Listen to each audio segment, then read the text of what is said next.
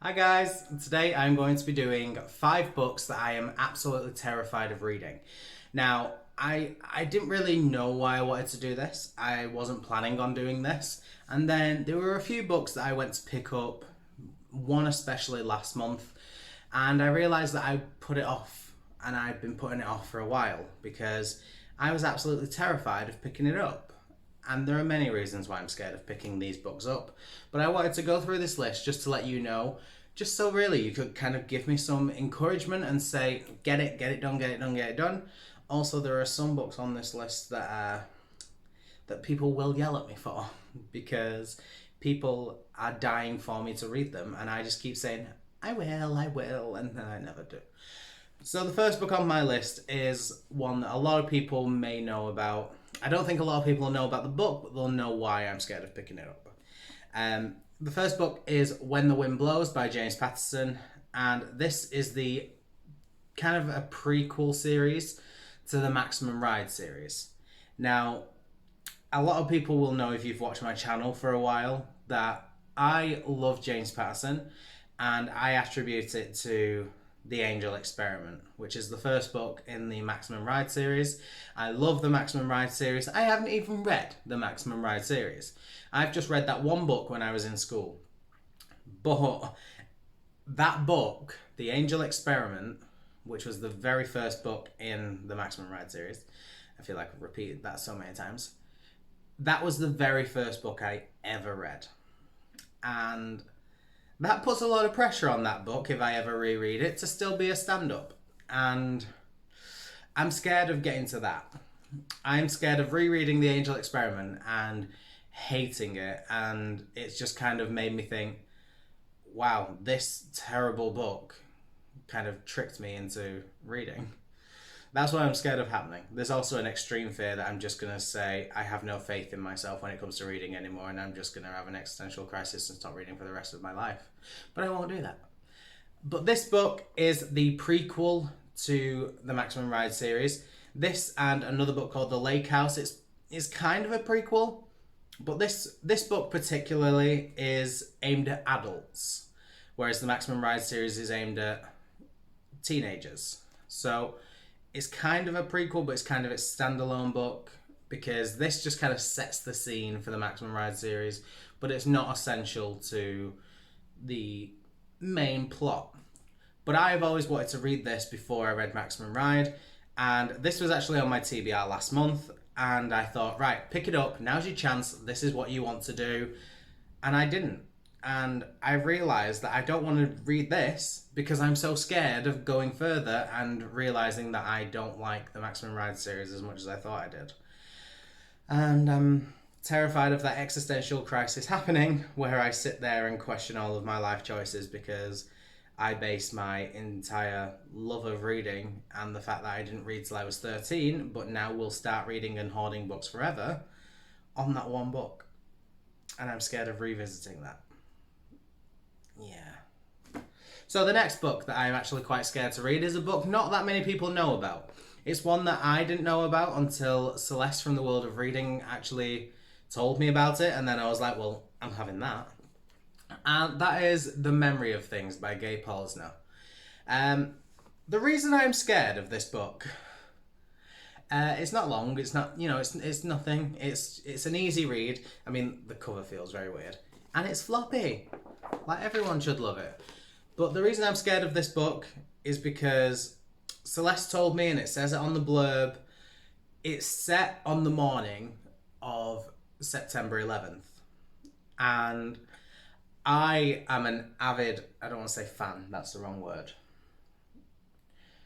I watch all the documentaries on September 11th. I love watching all the documentaries, and I kind of never knew why, but I think I came to the realization last year that the reason I think I watch so much about that is because everyone always says, I remember where I was, and oh, you always remember where you were at that time. And I was alive for that, but I don't remember anything because I was, how old was I? I was 5. Like, I was too young to really understand anything. I didn't even know it happened apart from on TV. Um, but there was just there's a few connections for me. Like, my dad and stepmom were actually going to New York on the day or the day before, but their flight got double booked, so they had to go the next day, which was the day of September 11th. They were meant to go on the 10th. They got double booked on the flight or in the hotel, so they had to go on the 11th. And then obviously it happened on the 11th and they couldn't go, but there was just such a weird coincidence that they got double booked on the day. Like, if they'd have not been double booked, they'd have been there and things like that. And I find it really fascinating. And I also just love watching it and reading about it, knowing that I was alive, but I have no memory of it. And when I heard that there was a book that was set on that day, I thought, oh my God, yes, I want it. I need to read it. I'm desperate. And then I found out what it was about. Really? It still sounds really good. Don't let me put it off. But this is actually kind of like a romance book. Like, this book essentially is...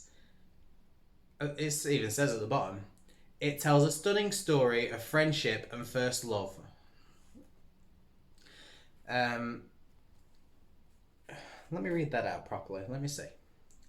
The Memory of Things tells a stunning story of friendship and first love, and of carrying on with our day-to-day living in the midst of the world-changing tragedy and unforgettable pain. It tells a story of hope. Yeah. And I think the story is basically about first loves and stuff like that.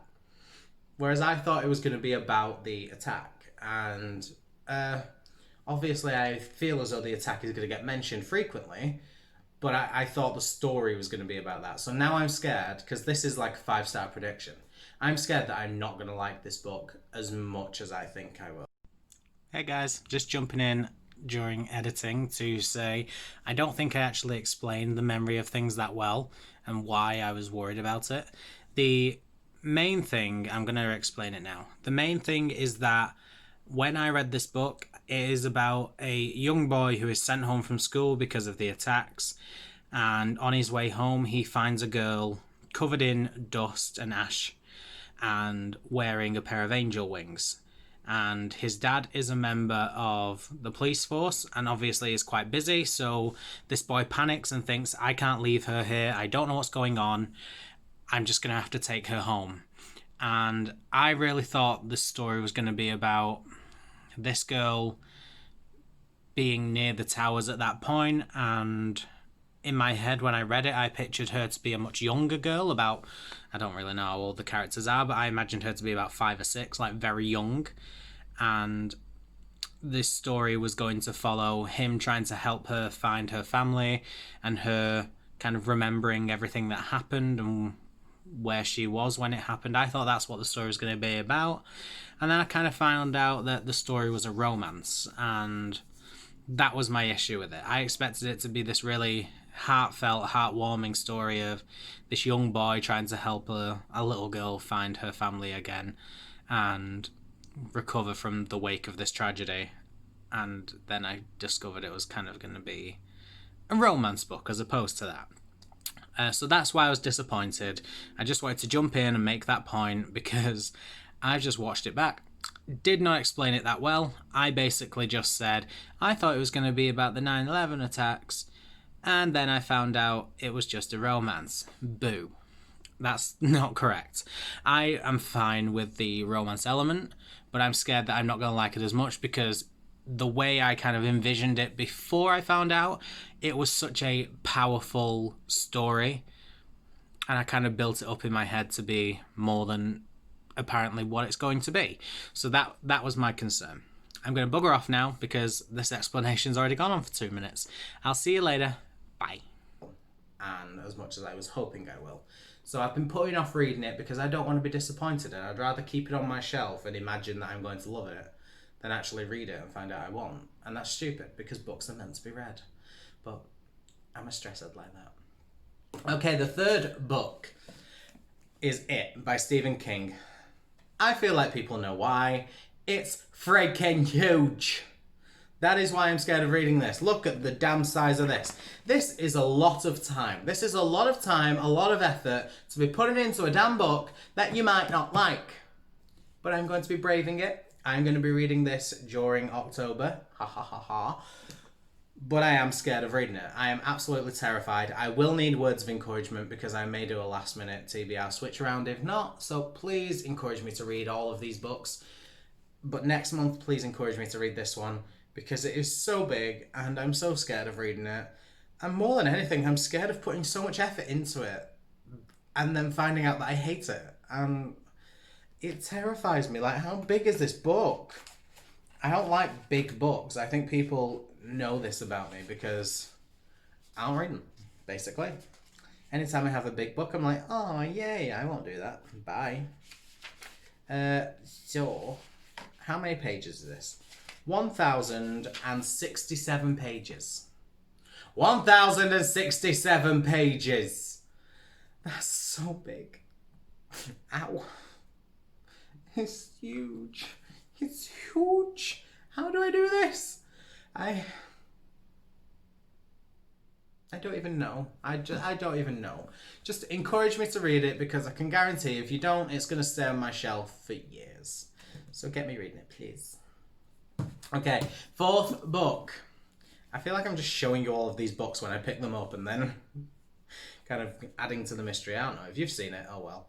But the fourth book, I think, it's going to be obvious again why I'm scared of reading it, and that is Wicked by Gregory Maguire. The reason I am absolutely terrified of reading this book is I am in love with the musical. I know they're nothing similar. I want to point that out straight away. I know they're not similar, but I do have such a love for the musical that I'm scared that if I read the book and read where it was in... Oh, a train ticket.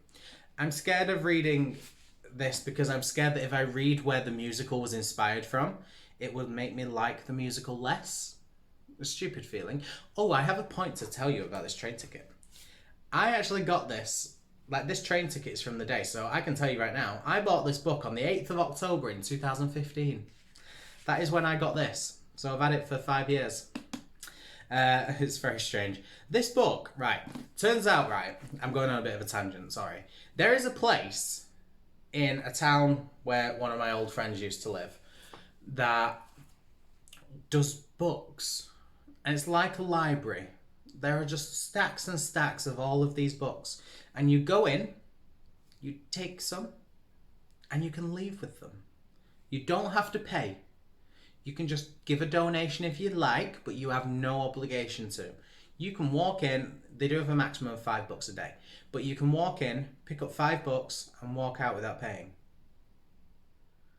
What a weird life that is. I love it. I want one of them near me because that's a lot of effort to go to. I'm going to be real. The amount of money it cost me to get there is worth the price of books. I mean, it's not. It cost me £4.30, but that's not the point. Still, it was very strange, and I'm like, we need one of them everywhere. Back on the tangent. Yeah, I'm so scared of reading this because I'm scared it's going to ruin my love for the musical. And I know that's very unlikely. I know that's very unrational. I know it's very irrational, but I am scared about that. It does worry me because it's something that I've loved for so long. It's something that has meant so much.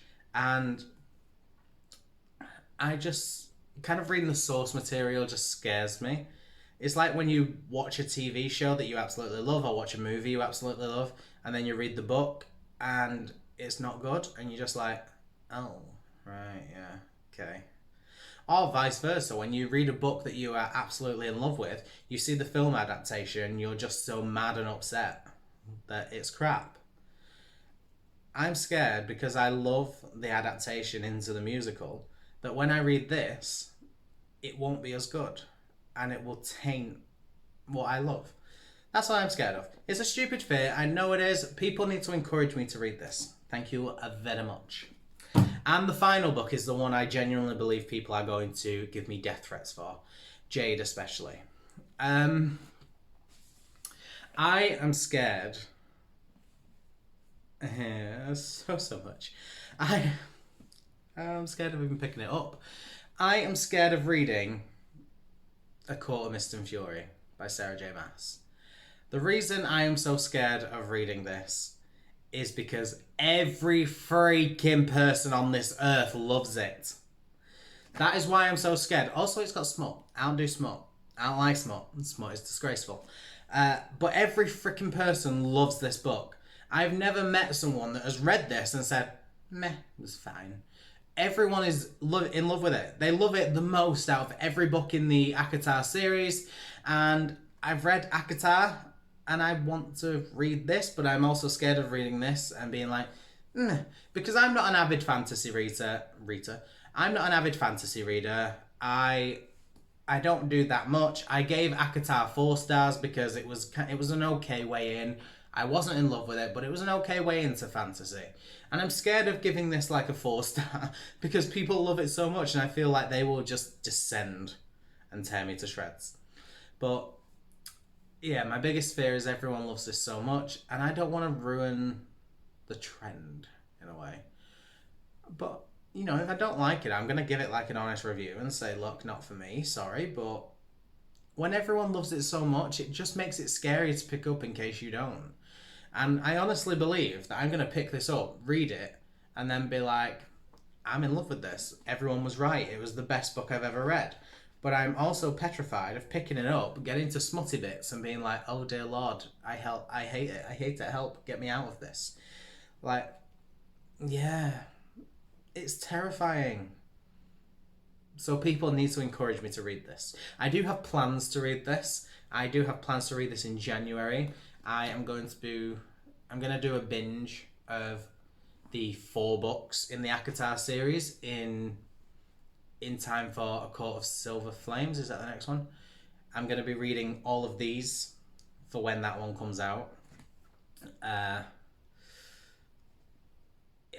I'm just terrified of picking it up, and there's a good chance I'm going to try and change my mind about doing that because that's just what I do. Like, people keep saying, read it, and I'm like, yeah, I will, because I keep telling myself I'm going to read it in January. I'm scared that when it comes to January, I'll just be like, oh no, other people will do that video, everyone will be much quicker at it than me.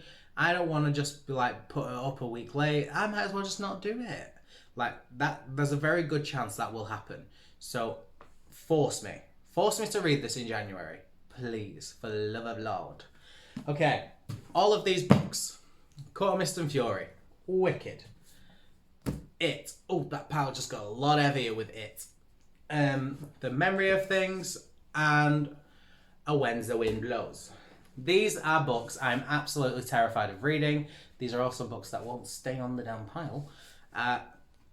So if there are any of these that you have read and you want me to read and prioritise, let me know. I know everyone's going to say ACOMAF, but please remember I'm doing it in January. So in terms of the other 4, please let me know if you want me to prioritise any of them. If you've read them, please let me know what you think. I need everyone's updates and information. And thank you so much for joining me today. I will see you guys in the next video. Bye!